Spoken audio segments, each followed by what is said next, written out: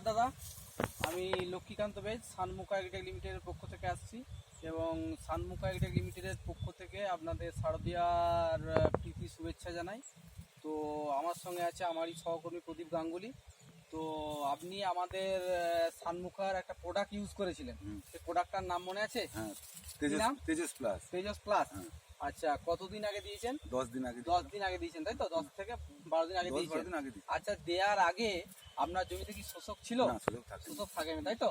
আচ্ছা, আপনি দেওয়ার পরে কি বুঝতে পারছেন? শোষক নাই জমিতে। আচ্ছা, কিন্তু এখন পর্যন্ত মানে জমি টিপটা আছে, কোনো অসুবিধা নাই। আচ্ছা, তাহলে পরবর্তীকালে কি আমাদের প্রোডাক্টটা ইউজ করা যাবে? দেয়া চলবে। দেওয়া চলবে? আচ্ছা, আপনার এই প্রোডাক্টটার সম্বন্ধে কিছু বলার আছে?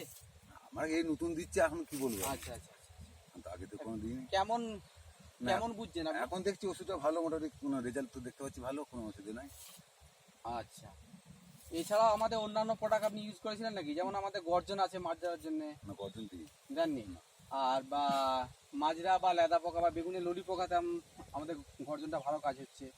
গর্জন তো এই বছর বেরিয়েছে নাকি? হ্যাঁ, এই বছর বেরিয়েছে, এবছর দেওয়া হয়নি। আচ্ছা, আর ধাত্রী দিয়েছিলেন নাকি? হ্যাঁ, ধাত্রী দিয়েছিলাম। ধাত্রী দিয়েছিলেন? ধাত্রীতে রেজাল্ট কেমন হচ্ছে আপনার? রেজাল্ট পেয়েছি। হ্যাঁ, ধাত্রী তো রেজাল্ট পেয়েছি। ধাত্রীতে আপনার যে আপনি যে দিয়েছিলেন ধানটা মোটামুটি রোয়ার কতদিনের মাথায় দিয়েছিলেন?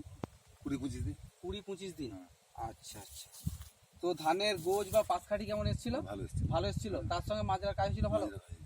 আচ্ছা, তাহলে পরবর্তীকালে আমাদের কোম্পানির ওষুধগুলো কি ব্যবহার করা যাবে? ব্যবহার চলবে মনে হচ্ছে, কোনো অসুবিধা নাই দেখছি, চলবে। ব্যবহার করা যাবে।